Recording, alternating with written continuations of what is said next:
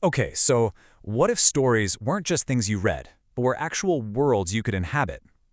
Places you could just step into, manipulate, and, if you were powerful enough, completely rewrite from the inside out. Well, we're about to dive into the journey of a witch who does exactly that, treating reality itself like a storybook she can edit. And this one line, this is the whole key to understanding her. She doesn't belong to any single myth or place. Her home is the space between stories, that weird metaphysical backstage that connects every narrative ever told. Just imagine being able to dip your toes into one story and then pull back into that in-between place. So, how does that even work? How do you live in a reality that's so fluid? Well, for our witch, what we'd call extraordinary is just another Tuesday. Let's get into the mechanics of her pretty unique existence. So, her power has this really cool dual nature. Her consciousness goes out exploring, while her physical body just stays behind, meditating at her home in the north. But this isn't just random hopping around. This is a serious craft. She actually prepares with these amazing rituals like making keys of sunlight or sewing curtains of shadow. It all depends on the texture of the universe she's about to pop into. Her whole being is fluid, literally changing form to match the story she's visiting. Okay, so she's got this all figured out, right? She's the master traveler. But what happens when that control is just shattered? What happens when she's no longer the one choosing the story, but is violently yanked into one completely against her will? And then, bam! Something from completely outside her control crashes in. Hypnos, the Greek god of sleep, wakes up, and his dream bubbles, think of them like narrative shockwaves, ripple out across everything. One of them hits the witch, and just like that, she's pulled, totally unprepared, right into the middle of gritty Norse mythology. And this right here shows you just how bad the situation is. See, normally she goes in with a role already picked out. The baker's daughter or something. It gives her an identity, a purpose, a way to understand the rules. But now, she's a Yabanji, a stranger. She has no name, no context, no idea how this world works. She's a total outsider and completely vulnerable. So here she is, at her absolute lowest, completely lost. And who does she meet? Not a god, not a person, but the great beast Fenrir.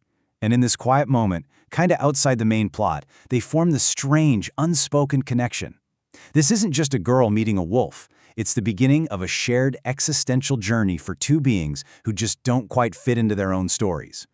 But, and this is the crucial part, she does not stay a victim.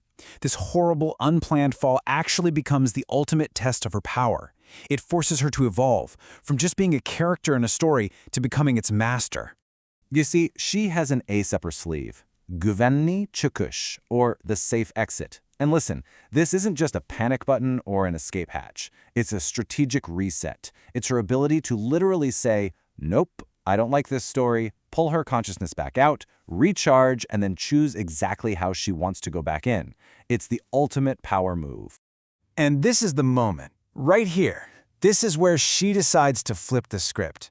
The text there basically means, beautiful, beautiful, beautiful, let's do this now.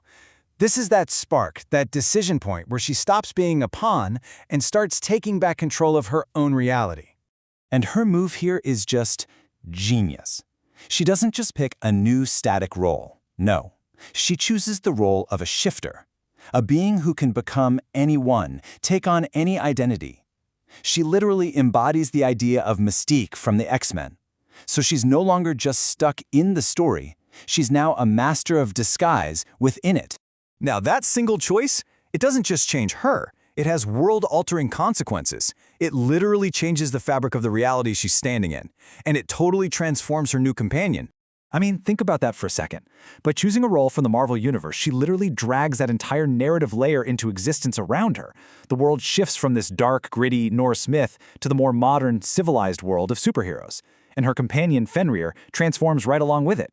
The wild, mythological wolf is completely recast as the intellectual, book-loving beast. The power of this narrative shift is so absolute that it just erases old problems. The old bad guy, Loki, he's a total afterthought now. The caption here gives you Fenrir's new perspective as the beast. It basically says, so what's Loki up to? Honestly, Fenrir couldn't care less. The old rules, the old enemies, gone. So their whole dynamic is reborn. They're not a vulnerable girl and her wild protector anymore, not even close. They're equals now, two extraordinary, mutant beings, allied by this shared, unique nature in a world that she fundamentally reshaped for them. And this transformation brings us to the final stage of her power. She's no longer just a player in the game. She's designing the board. She's writing the rules. She has become the architect of her own reality. And to really get how incredible her control is, you've got to see what happens when that control is lost. Take this place, the Kaleidoscope City. It's this bizarre city where literally everyone is a version of Odin. But his identity is shattered into 1,000 tiny boring roles, like the family's great-aunt god or the uncle god. Each one lives in their own little Asgard. It's just immense power diluted into total chaos. And this image just says it all, doesn't it? In this confusing mess of a reality, the mighty All-Father Odin is reduced to a tiny lizard trying to sneak up to a window. That's what happens when you lose control of your own story. It's the perfect contrast to the witch's focused power. So her journey comes full circle. She started as a traveler of stories, was thrown in as a victim, remade herself as a master strategist, and has finally ascended. She's no longer a character just reacting to the plot. She is the storyteller. And that really just leaves us with one big question, doesn't it? We've seen how a story can be bent, broken, and completely rewritten by a conscious choice. It makes you wonder, if our own lives are just the stories we tell ourselves, who's holding the pen for yours?